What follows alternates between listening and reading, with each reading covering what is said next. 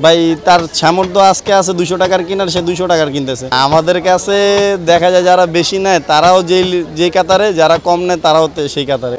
এটা 50 টাকার গোছ বিক্রি হয়। আমিও কোনো এক সময় অনেক গরিব ছিলাম, হ্যাঁ, সেরকম সস্তা গোছ ছিল, সেরকম কিনে খাওয়ার সামর্থ্য ছিল না।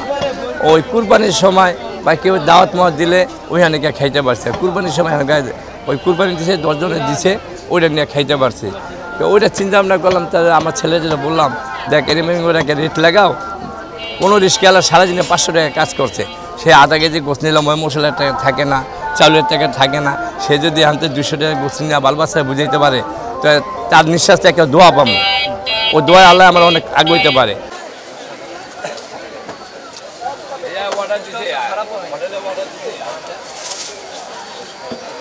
আমাদের কাছে দেখা যায় যারা বেশি নেয় তারাও যে কাতারে, যারা কম নেয় তারাও সেই কাতারে। কারণ ভাই তার সামর্থ্য আজকে আছে 200 টাকার কিনার, সে 200 টাকার কিনতেছে। আরেকদিন এই ব্যক্তিটাই বেশি লাগলে বেশি কিনবে। আর ওই যে 10 কেজি কিনতেছে সেও কাস্টমার, তার কাছেও বেচলো আমার কাছে 10 টাকা আসতেছে, যে কম নিতেছে তার কাছে বেচলো 10 টাকা আসতেছে। আমার কাছে কাস্টমার সবাই সমান।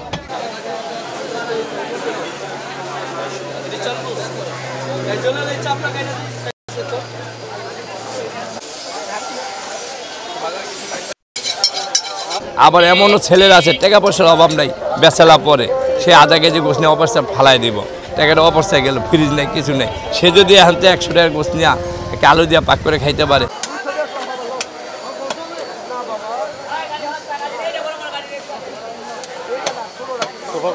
দাম একটু কমতে পারে, এই জন্য